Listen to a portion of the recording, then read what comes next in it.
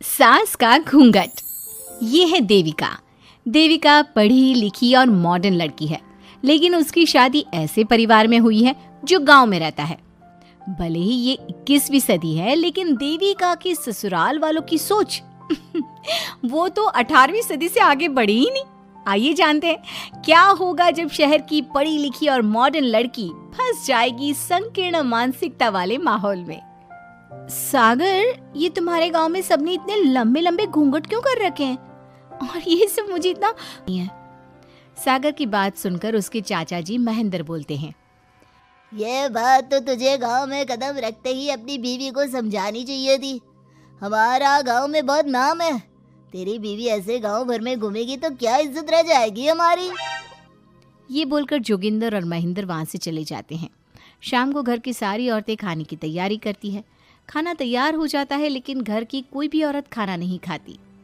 बहुत रात हो जाती है, तब देविका कहती है, सासू माँ, खाना बने हुए तो देर हो गई, रात भी बहुत हो गई है, हम लोग खाना क्यों? इस घर की औरतें इतना जोर जोर से नहीं हंसती। और हाँ, तुम्हें पहले ही बता चुके हैं कि इस घर की दीवारों को औरतों की तेज आवाज सुनने की आदत नहीं है। इस घर की दीवारों को आदमियों की ऊंची आवाज सुनने की आदत है, लेकिन औरतों की नहीं।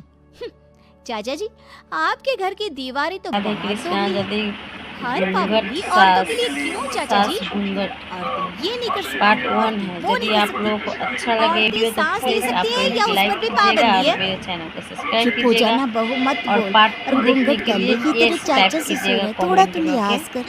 कमेंट में के एस समझाने टाइप पर भी कीजिएगा तो देविका मैं चुप पार्ट नहीं 2 होती। दूंगी, ठीक वो है। महेंद्र से यदि ऐसे अच्छा ऐसे लगा सवाल तो पूछती है चैनल जिनका को लाइक जवाब उसके सब्सक्राइब पास जरूर होता ही नहीं। महेंद्र गुस्से से सागर को आवाज देता है।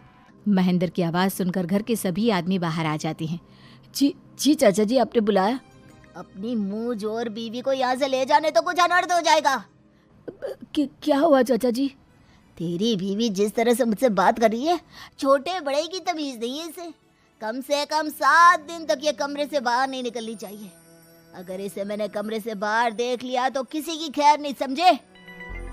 पर मैंने कुछ गलत नहीं बोला। सागर, जो सच है मैंने वही कहा है। देविका, चलो मेरे साथ। लेकिन सागर, मेरी बात तो सुनो। सागर देविका को वहां से ले जाता है। इसी तरह से कई दिन बीत गए।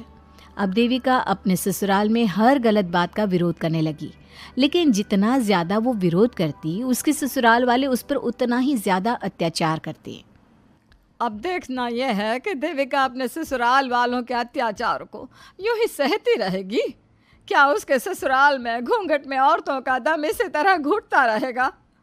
अगर आप इन सवालों के जवाब जानना चाहते हैं ना, तो हमें कमेंट करके ज़रूर बताइएगा।